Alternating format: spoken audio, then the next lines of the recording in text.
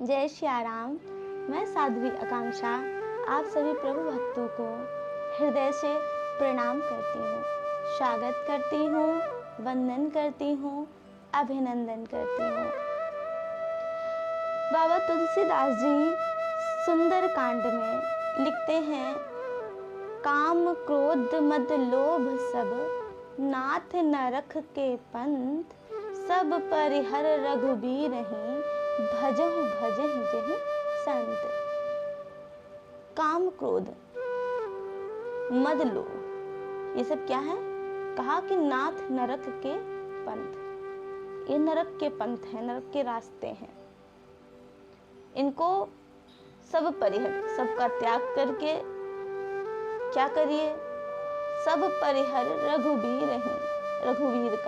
रघुवीर का भजन कीजिए। भजहि जेहि संत।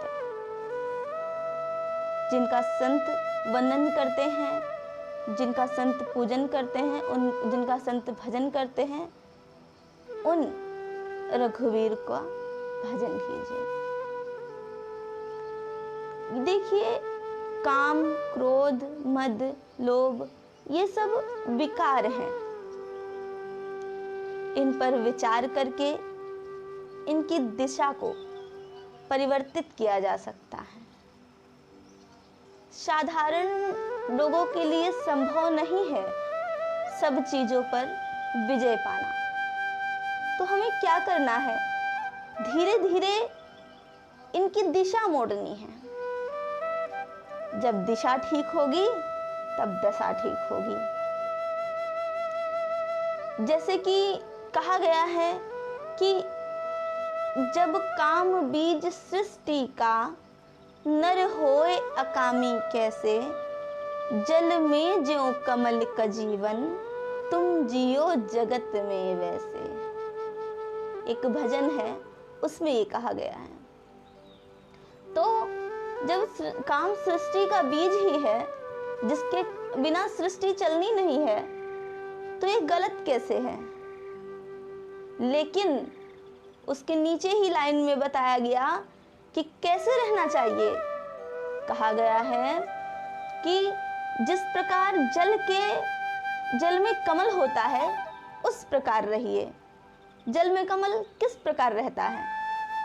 जल में कमल इस प्रकार रहता है कि कमल है तो जल में, परंतु वह पूर्णतः जल से ऊपर में खिला हुआ होता है। उसी प्रकार मनुष्य के जीवन में काम तो है।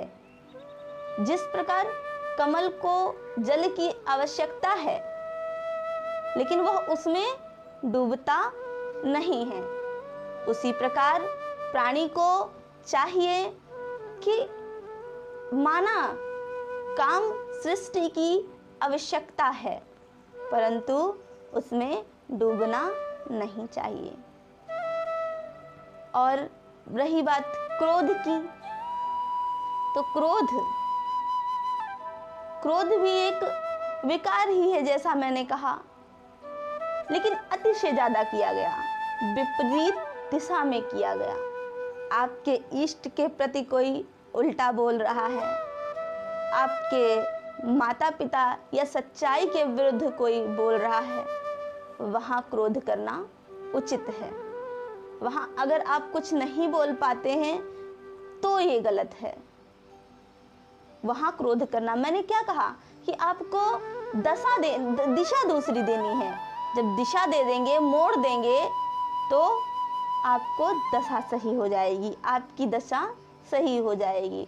तो जो क्रोध हम अनावश्यक बातों में करते हैं, उसको हम धर्म के क्षेत्र में लगाएं, उसको हम दूसरों की मदद के लिए लगाएं। अगर कोई व्यक्ति विशेष, कोई ऐसा व्यक्ति है जो परेशान है, उसको कुछ लोग परेशान कर रहे हैं, तो वहां क्रोध करना उचित है। वहां उसको उस परेशानी से बचाना उचित है। जहां धर्म के खिलाफ कोई बात हो रही है, वहां क्रोध करना उचित है। तो उचित स्थान पर क्रोध किया जाए। क्योंकि जो क्रोध होता है, यह मनुष्य के मस्तिष्क को पूरी तरह समाप्त कर देता है। वह सोचने समझने की क्षमता को खो बैठता है और क्रोध शरीर के लिए भी हानिकारक होता है। ज़्यादा क्रोध। एक बार एक लड़का, एक कहानी के माध्यम से समझिए, एक लड़का था, वह अत्यधिक क्रोध करता था। बहुत क्रोध आने पर अक्सर अपना आपा खो बैठता था। उसके पिता उससे बहुत परेशान थे। उस परेशानी के बाद में उन्होंने एक जुगाड़ खोज निकाला।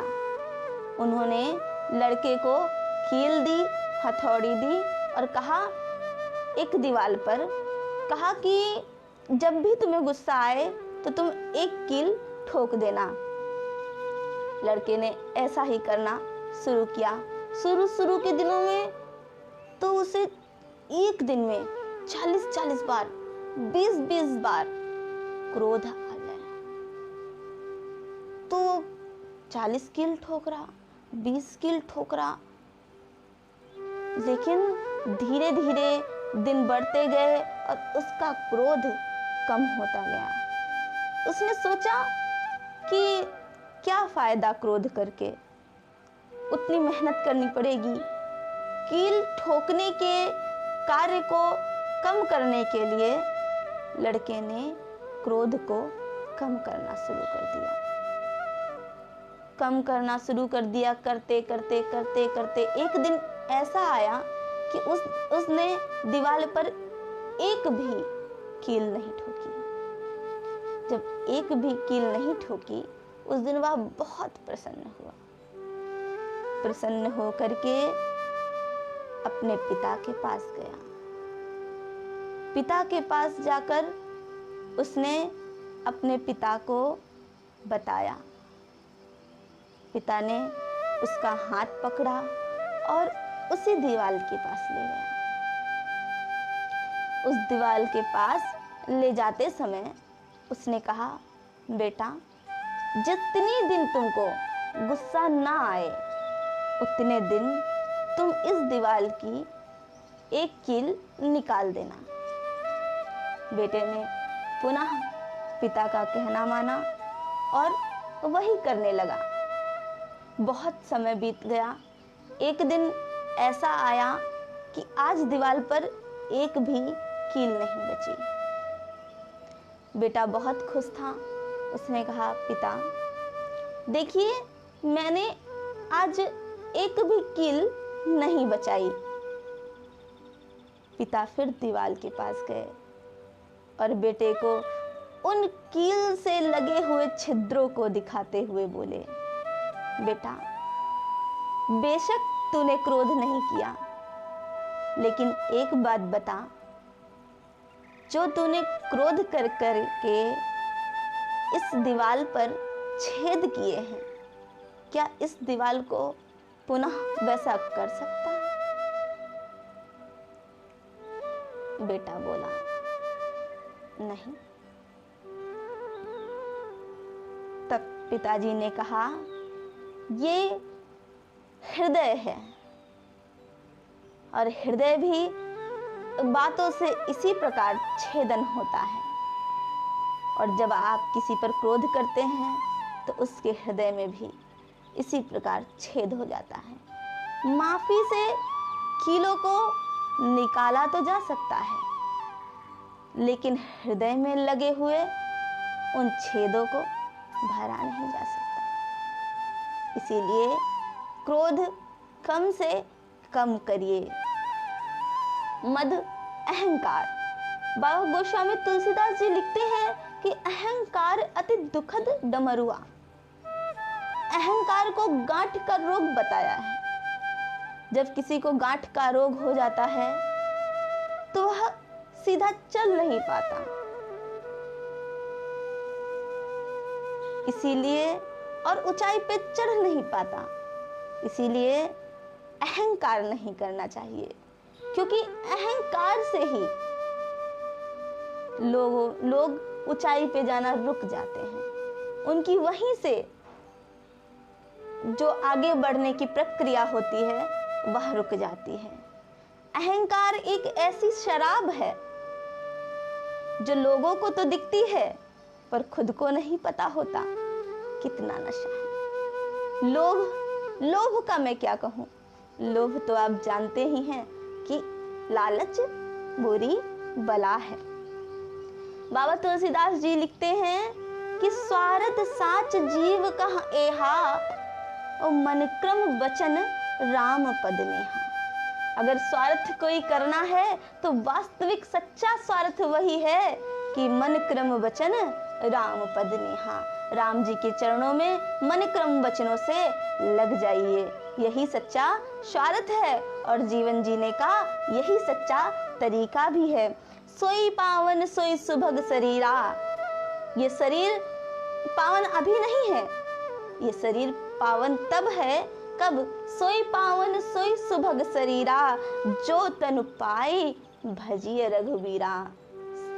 वही शरीर पावन है, वही शरीर सुंदर है जो यह तन पा करके भगवान का भजन करता है, सुमिरन करता है। इसीलिए सुमिरन कर ले मेरे मना, बीती उम्र हरि नाम बिना।